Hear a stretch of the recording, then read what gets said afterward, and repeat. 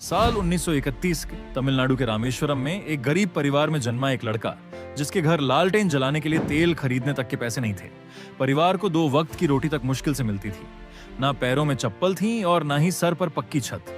वो देखता था आसमान में उड़ते पंछियों को और देखता था एक सपना उड़ने का, जिसे उसने समुद्र के किनारे बैठकर देखा था। इस बात से बिल्कुल अनजान कि यही लड़का एक दिन भारत को अंतरिक्ष में पहुंचा देगा, परमाणु महाशक्ति बना देगा और खुद दुनिया के सबसे बड़े लोकतंत्र का महान नायक बन जाएगा। ये कहानी है इंडिया के missile man, Bharat Ratna doctor APJ Abdul Kalam जी की। एक ऐसी शख्सियत जिसके 0 हेटर्स थे, जिनके मुंह से निकला हर एक शब्द आज के युवा के लिए सबसे बड़ी सीख है और जिनका पूरी दुनिया इतना सम्मान करती थी कि 26 मई 2005 को जब कलाम साहब ने स्विट्जरलैंड में कदम रखा ना, तो उनके सम्मान में वहां की गवर्नमेंट ने उस दिन को साइंस डे डिक्लेयर कर दिया।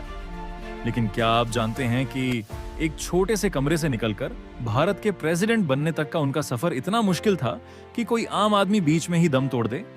इनफैक्ट कलाम साहब ने भी एक बार अपनी जान लेने की कोशिश की थी। आज हम सर एपीजे अब्दुल कलाम जी की इसी स्ट्रगल स्टोरी के बारे में बात करेंगे, जो आपको हर मुश्किल से लड़ने की हिम्मत देगी। कलाम का जन्म 1931 में रामेश्वरम में एक बेहद गरीब परिवार में हुआ था।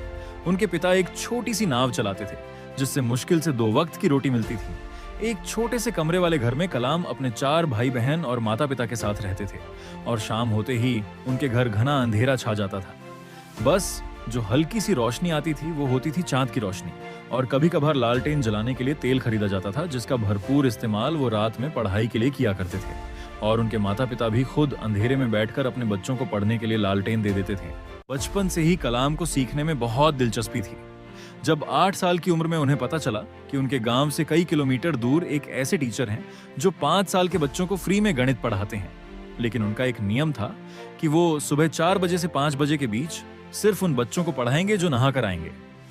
तभी 8 साल के कलाम ने ठान लिया कि वो मैथ्स तो सीख कर रहेंगे। ऐसे में ठंडी हो, गर्मी हो या बारिश, वो हर सुबह ठंडे पानी से नहाकर और तैयार होकर मास्टर जी के पास पढ़ने चले जाते थे और बहुत जल्द वो सीखने की प्रक्रिया को मास्टर करने लगे। लेकिन वो सिर्फ पढ़ाई से संतुष्ट नहीं थे, वो परिवार की मदद करना चाहते थे। इसीलिए 10 साल की उम्र में उन्होंने पूरे गांव में अखबार बांटना शुरू कर दिया। कलाम साहब हर सुबह अपनी साइकिल पर रेलवे स्टेशन जाते, वहां से दीनामनी नाम के अखबार कलेक्ट करते और पूरे गांव के घर घर में अखबार पहुंचाते। इस दौरान भी वो चलते चलते पूरा अखबार पढ़ लेते थे। वहीं वो अपनी दोपहर मणिकन की लाइब्रेरी में बिताते और ज्ञान की खोज में किताबों, पुराने अखबारों और लिटरेचर के पन्ने पलटते रहते। कलाम साहब कहते थे, हमेशा बड़े सपने देखो क्योंकि छोटे सपने देखना अपराध है।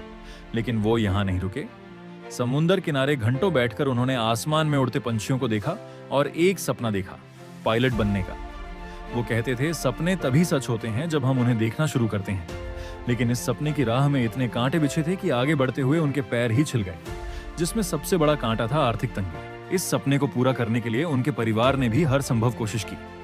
1951 में उन्हें सेंट जोसेफ कॉलेज में एडमिशन दिलाने के लिए उनकी बड़ी बहन ने अपने सोने के कंगन गिरवी रख दिए। कलाम साहब ने भी पूरी मेहनत से पढ़ाई की और यहाँ से फिजिक्स में डिग्री लेकर वो 1955 में Madras institute of technology (IIT) पहुंचे, एयरोस्पेस इंजीनियरिंग पढ़ने।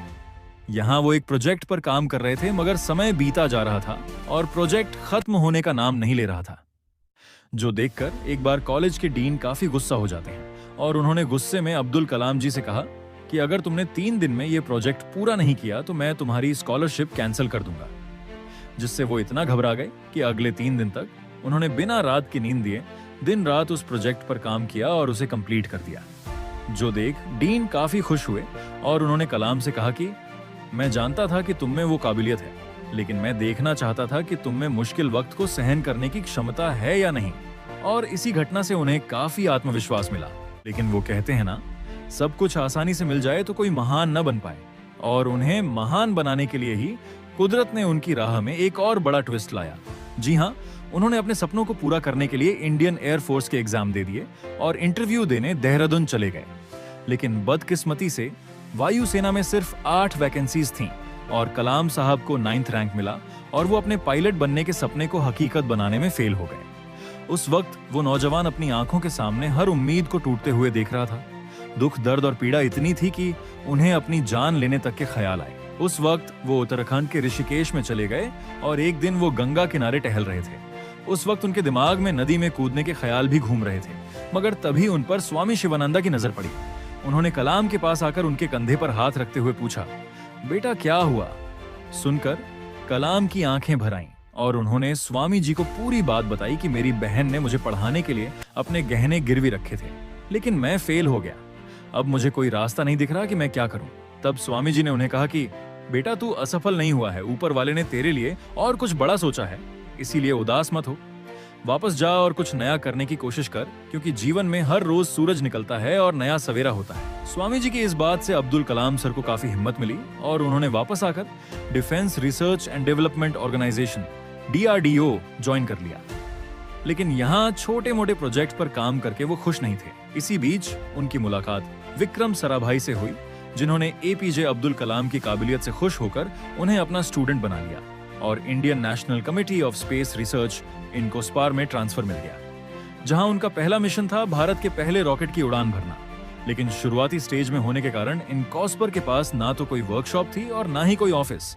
हर चीज कठिन लग रही थी। इसे अंजाम देने के लिए उन्हें सबसे पहले एक जगह चाहिए थी।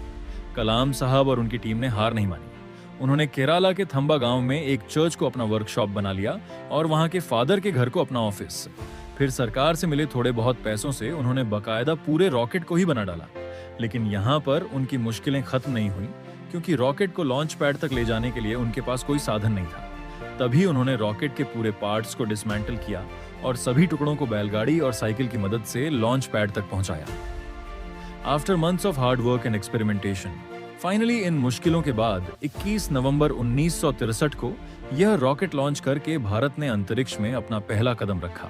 लेकिन क्या आप जानते हैं कि एक मिसाइल मैन जिन्होंने इस देश को उसकी असली ताकत दिखाई, उनका नाम मिसाइल मैन एक सक्सेसफुल नहीं बल्कि एक फेल प्रोजेक्ट से पड़ा था। जी हाँ, तो हुआ यह था कि साल 1959 में डॉक्टर अब्दुल कलाम भारत के सबसे पहले सैटेलाइट लॉन्च प्रोजेक्ट SLV-3 के डायरेक्टर बने। मगर उस वक्त जनता को स्पेस में जाने की अहमियत पता ही नहीं थी, इसीलिए लोगों ने कई सवाल उठाए और उन्हें इस मिशन के लिए काफी कम बजट मिला।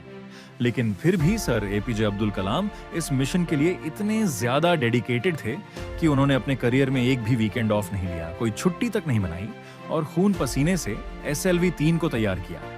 इसी बीच उनके पिता की मौत हो गई, लेकिन वो अपने लक्ष्य से भटके नहीं।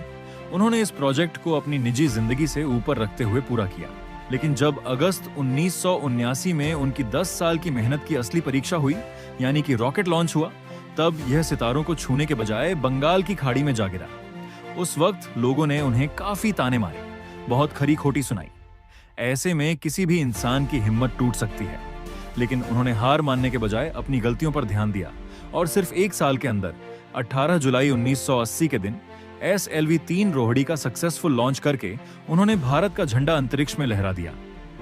इस नई सक्सेस ने उनके स्टेटस को एक्सपोनेंशियल ग्रोथ दे दी, जिसके बाद उन्होंने भारत के बैलिस्टिक मिसाइल्स जैसे कि अग्नि और पृथ्वी के प्रोजेक्ट्स को भी सक्सेसफुली पूरा किया, जिसकी वजह से उन्हें साल 1981 में पद्म भूषण और 1990 में पद्म विभूषण से सम्मानित किया गया।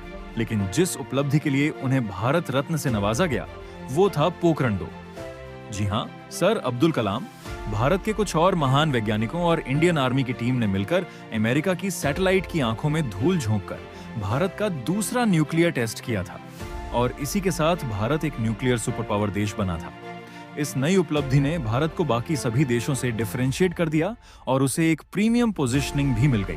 आप में से काफी कम लोग जानते होंगे कि कलाम साहब कुछ समय के लिए अमेरिकन स्पेस एजेंसी नासा में भी ट्रेनिंग लेने के लिए गए थे। वहां उन्होंने एक बहुत बड़ा गैप स्पॉट किया।